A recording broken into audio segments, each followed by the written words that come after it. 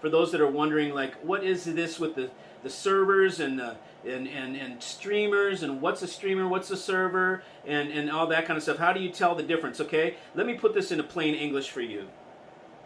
A music server is otherwise known as a desktop computer. Okay, it's the same damn thing.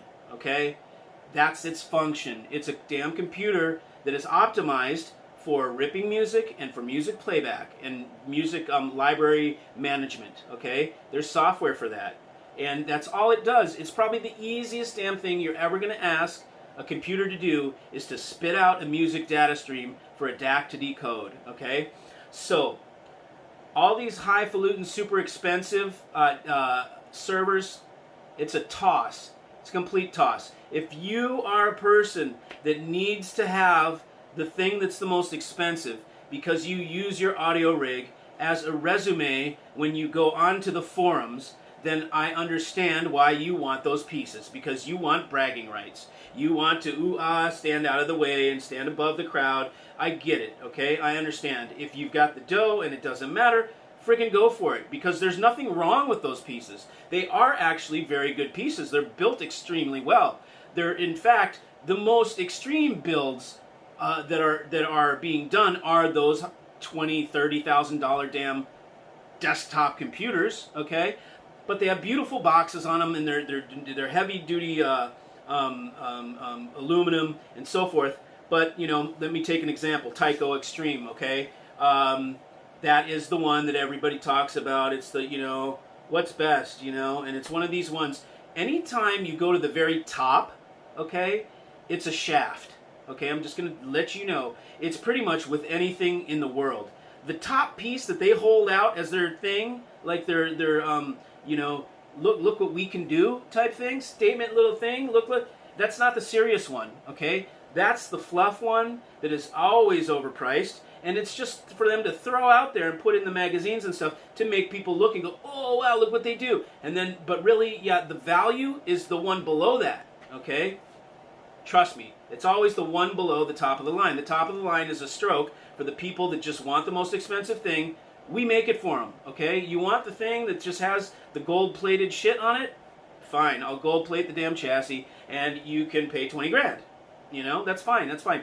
And there is a market for that, and there's nothing wrong with it, okay? I'm not saying there's anything wrong with that. I'm just making you aware that it's not, there is no intrinsic value in the price. The prices that those things are, they're not tied with any sort of percentage above cost or anything like that. Throw that to the wind, man. What can we get for the thing? You know, let's price it more than anything else, and then we will get the focus as the guy that has the most expensive one.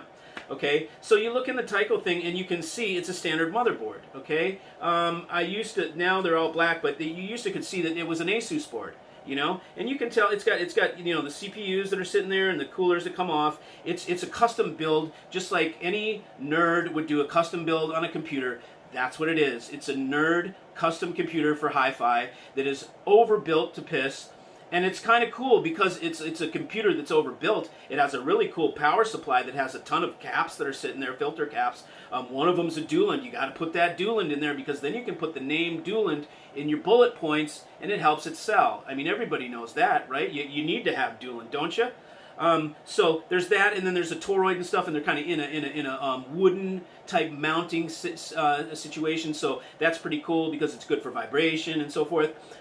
So it's a cool power supply. That's my favorite part about the whole thing is the power supply. The motherboard is a gaming motherboard. It's a dual CPU gaming motherboard. It's easy to see. And then the parts that they use, even the parts that they use, yeah, it's aluminum, but it's not. There's nothing special about. Though that heatsink profile is a very basic Chinese-made heatsink profile. That front and rear plate is a very basic, thick, flat No special machining on it. Nothing like Jeff Rowland. Nothing like anything special. It's just thick aluminum, but it's not machined anyway that's special. But it's priced as if it's machined very special. You have to have these eyes for this kind of thing and be in manufacturing to understand what you're looking at. So it is sourced, clearly that chassis is sourced from China. It has a bottom part. It's got 4 pieces, the walls and the front and back that go together, that's screwed together with screw brackets inside, and then a lid goes on top. It's as simple as that. But it is thick metal, and it is thick, so it's heavy, and it is better than the cheap, real cheap shit, regular computer chassis, which are thin and ringy and just crappy. But I want you to know, we're not looking at something that's like a Pass Labs type machining or a Jeff Rowland type machining. It's nothing like that at all. It's an off-the-shelf, totally basic heatsink profile extrusion, and the metal, the other metal work is totally basic. So it is, that's what we're looking at there, okay? If that's worth it to you for 30 grand, that is something that's probably made for under 5, my opinion is things should sell for 10 grand retail. But we're in a crazy industry where you can go exponential with that shit, and people don't seem to mind. But that's I just wanted to point that out. These all music servers are just computers. Now, you could even go to one that's lesser, that's not the Tyco Extreme thing, like something like a Orinder, okay? If I pop an Orinder open and I look inside, that will have a purpose-built motherboard. It's not going to be using an Asus. It's not going to be using something off the shelf as a motherboard. It's going to have a proprietary circuit, okay? Because that's the kind of company they are. They do it from the get-go. It's their interface is completely proprietary. Okay, that's a company that does it from the ground up, okay? So kudos to them. That's cool. I don't know what they're priced at, but they, as soon as you start getting over 5 grand to me with the server, forget it. It's wasted money, in my opinion. Okay, it's just my stupid opinion. Anything over 5G, forget about it. There is nothing in there that makes it cost that much, and 5G even includes the markup, Everything, is going to be made for $2,500, $2 grand is about a cost on something like that. And so you double it, make it 5 grand, 6 grand. We could give it another G. We say 6G. Anything above 6G, forget about it. You're kind of getting taken to the cleaners. And so the difference between a server and a streamer, they're the same thing. The only difference is the server can do library management, and it can hold a library on a storage disk, okay, like an SSD or whatever. A streamer does not have the library on board, and it is not capable, some of them are, but mainly it doesn't have the strength to do library management, because library management takes a bigger CPU, because it taxes the CPU going through, especially when it's terabytes of stuff. You need a big CPU. The idea is a streamer does not, a big CPU, a big monster that really does some heavy work, it's noisy, it doesn't sound good. You don't want to put that big CPU on your playback unit that's right at your rig. You want to use a smaller, like a streamer, something with an Atom processor, a mobile processor, something, a small little processor, something with a very small, what is it, it's going to fade in my mind, but there's a spec for how many watts it puts out. The ones with the lower watts are the ones that you want, because they don't whine and just, this is high frequency shit. The big processors do. They're noisy. So typically, and you've seen this trend now, there's 2 CPUs, okay, that they got on the Tyco. Then they're in other servers, they will have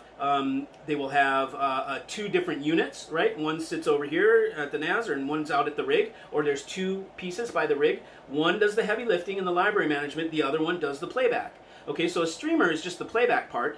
The server is playback and library management and storage. The server relies on no other piece. Okay, it does not need a host. A server is self-contained. You plug it into the internet, you put it at your rig, you control it with a tablet or a phone if you can do that small, and it's self-contained. It does not rely on another machine on your network. A streamer, however, does rely on another machine on your network. It goes through the network, and it will take music from your personal library, whether it's on a NAS drive or whether it's on your desktop, wherever. it's on the network somewhere. It has to go outbound to get the music and pull it in, and then it has to goes outbound to the net if it's pulling something from Tidal or whatever, and so it needs to have, say, like if you're using Rune, it would be the Rune core, which is the heavy lifting thing, the one that does library management. That will be on the core machine, which will be like your desktop or a NAS drive, and then Rune Rune Ready or the Rune Bridge. I can't remember, they've changed it a couple times, but the playback piece of software goes on your streamer, and that goes at the rig.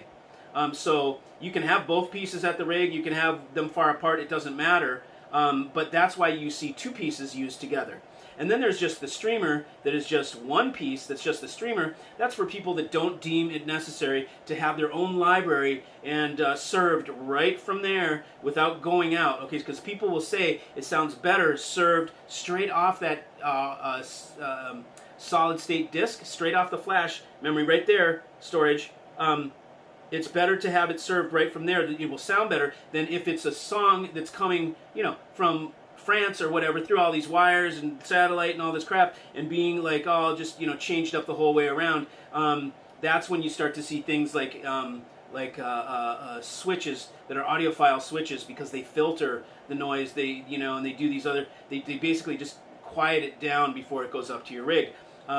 Although when you are serving directly off a solid state drive inside your server, it can sound better, and it is so close though, okay? It is very close. I spent time listening, and yeah, it does sound better, especially if you save your files or you rip your files in WAV format, and you don't rip them in FLAC, okay? It's kind of a bummer because FLAC is much better working with metadata and the open internet. It will, if you do it in FLAC, you're going to get more information on that album, you're going to get all the liner notes and everything right. However, WAV does not pull back as well as FLAC does, but WAV sounds better. WAV is the exact CD. It's no different than the CD. It's bit per bit, perfect, same as the CD, zero compression.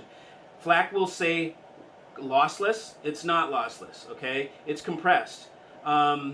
But they claim it's lossless and all this stuff. It's not. I've listened to them side by side. The WAV sounds better. And it's very slight, but it is. You can hear it. In fact, I can hear the difference between WAV and FLAC better than I can hear the difference between serving from your hard drive and serving from the internet and streaming. That is even harder to tell the difference. But for whatever it's worth, if you're really a purist and you really just want no chance of there being anything that's even a half measure, that's not full tilt, then you will want to have a server, and you'll want a streamer or something for playback, and then something to do the heavy lifting. Two years ago, I had the idea of putting the two computers into one box. Now I see people doing that. I've got my build from a couple of years ago where I did that same thing. I said, why do you need two pieces? Put them in the same box, And so that's, you see it sometimes now in one box. Okay, so that is the difference between server and streamer. And look, if you're still using CDs and all that kind of stuff, when the second that you first of all, it's not, don't let it scare you about learning computers if you don't know computers, because it's super basic, and it's about time you learn computers anyways, because it's that ship has sailed, and you better catch up, because everything is computers now, and you at least want some basic knowledge of computers. And this is not heavy stuff. I have taken people that are so illiterate with computers that I tell them on the phone, I help them set up, and I say, okay, go ahead, open a browser. I had one guy say, what's a browser? I was like, oh shit, open a browser window. He's like, what's that? I was like, oh boy, this is going to be a long night. But I still took him through the complete install of this Antipodes piece that I sold to him, and by the end of the night, he was running on a tablet, he knew how to do it, everything was fine. And the other thing too is to realize computers can and will be glitchy, okay, at times. But one thing that is constant, a computer is always your bitch. You always will win with that son of a bitch. You can't beat you, okay? AI, probably something different, probably whoop our butts.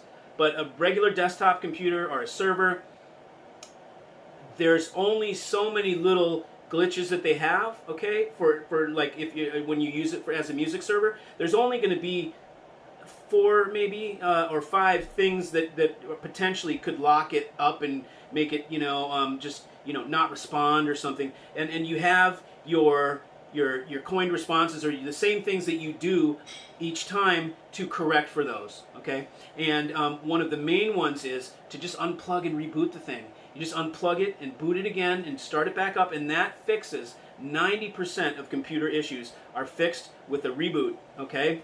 And so it's not that daunting. You're going to learn what the little glitches are, and if they occur, you're going to know exactly what to do, and it's always simple, and the computer will never beat you. You will always make it do what you want it to do. Trust me, you will always overcome it.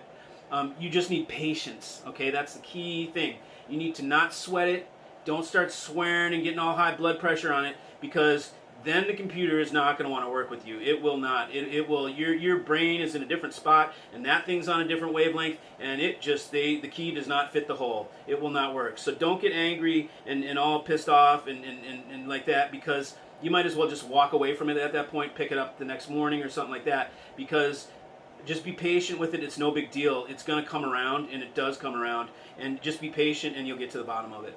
So I just wanted to take the time to explain a couple things. I have not done any educational or of the kind of the teaching things that I used to do. It's been mainly comparisons, and so I apologize. I'm going to get back to doing some of these things, which really help people understand more about what the hell's going on with hi-fi, because we love to confuse you with all sorts of crap, because that way we can just keep selling you a bill of goods over and over and over again every year, and you're never going to catch up, I, however, do things different. I would rather teach you